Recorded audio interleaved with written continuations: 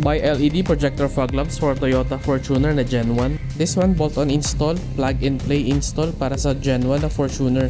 2.5 inches sa buy LED projectors with high beam function with 3D printed na frame specific for Gen 1 na Fortuner. Kung gaano kalaki yung lens ng ating old na fog lamps, ganun din kalaki itong frame na ito para ma-feel yung gap, at kung ano man fitment ng stock na fog lamps ay ganun din siya. Kaya yung adjustment ng up and down ay same pa rin sa stock.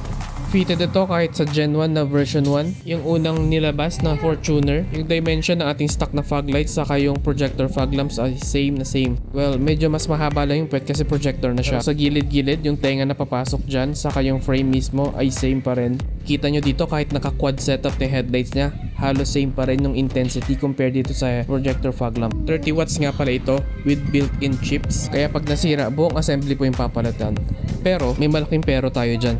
Kasi sa lahat ng na-installan ko, wala pa naman napupundi sa loob ng 1 taon or 2 years. Mga na-install ko 2019 na LED projector fog lamps hanggang ngayon buhay pa din. Bumaba lang ng konting intensity pero yung function ganun pa rin, buhay pa rin at gumagana. Dito sa Fortuner na Gen 1, nagagawa natin siya ng high beam splitter ng plug and play lamang. Hindi na kailangan mag-splice. Connect lang ng sockets at gagana na yan, pati yung kanyang high beam function. Compare lang muna natin siya dito sa stock na fog lights. May ilaw naman siya pero hindi ganun ka well defined yung cutoff. So projectors naman may cutoff line tayo at multiply or mas maliwanag yung lux reading nito ng 5 times. Stock projector headlights niya na naka LED umabot ng 500 lux. Sa projector fog lamps natin, umabot tayo ng 800 lux.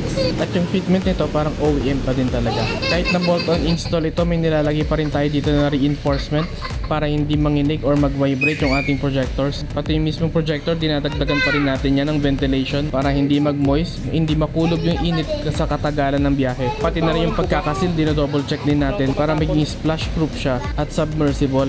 Kasi dito sa atin may mga parts na sobrang baba ng mga kalsada at kapag ka umuulan, bigla-bigla na lang lumulubog itong mga ito. At sa ganitong sasakyan, mataas siya, minsan hindi natin maiwasan na ilusong sa mga baha-baha. Applicable nga rin pala ito sa mga bumpers na ARB, yung malalaki yung fog lights na kasama. Bolt-on install din to sa mga ganong bumpers. Pati na rin yung mga Hilux na Vigo, yung mga naunang inilabas na kasing laki ng fog lights itong Fortuner. Papasok din ito doon at kahit naka-body kits pa yung Fortuner, ay pwede din. Kailangan lang din mag-trim ng konti sa bezel ng fog lights. Kagaya dito sa ginawa ko sa Fortuner na ito. Kung sa kulay naman ang pag-uusapan, kung napansin nyo, karamihan sa mga nagpapa-install ay laging dilaw yung nilalagay sa fog lights. Malaking advantage kasi ito kung ang sasakyan ay laging dinadala kung saan-saan, all season, all weather, or go anywhere kung tawagin. Pagka mas madilaw kasi ang ilaw natin, hindi siya masyado nakakailaw ng mga airborne particles gaya ng alikabok o kaya naman ay ulan. Kaya naman yung tapo ng ilaw ay dire-diretso papunta sa kalsada, kaya mas visible sa driver yung kalsada. Yung iba naman na colorblind na client ko, ito yung pinipili kasi mas nakikita nila yung kulay nito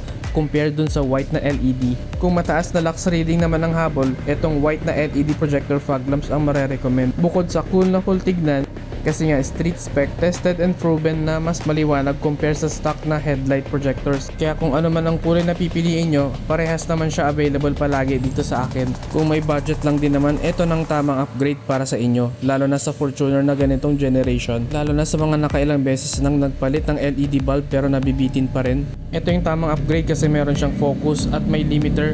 May cut-off na naglilimit kung hanggang saan lang dapat maliwanag. Hindi nga pala tayong option na laser projector fog lamps yung ilagay natin. Gaya dito sa puting Fortuner na ito. May laser high beam, kaya mas maliwanag kapag ka nag-high beam na. Sa lux reading naman sa low beam or sa fog light function, halos parehas lang ng ating 2.5 inches. Mas malawak lang ng konti yung kanyang beam pattern at mas malakas yung high beam function. Kasi ito ay dual high beam. Bukod dun sa solenoid na tumataas baba, meron din siyang laser beam na gumagana ng pagka high beam. Dito naman sa isa ay yellow naman na projector fog lights with high beam function. Yung headlight kasi nito ay naka-laser na rin, kaya nag-decide yung owner dito na ipares naman ay laser projector fog lights. Ganito nga pala yung fitment niya, saktong flush lang, saktong lubog lang. Meron lang konting gap kasi nga ini-retrofit lang natin or iniremedyo lang yung mounting.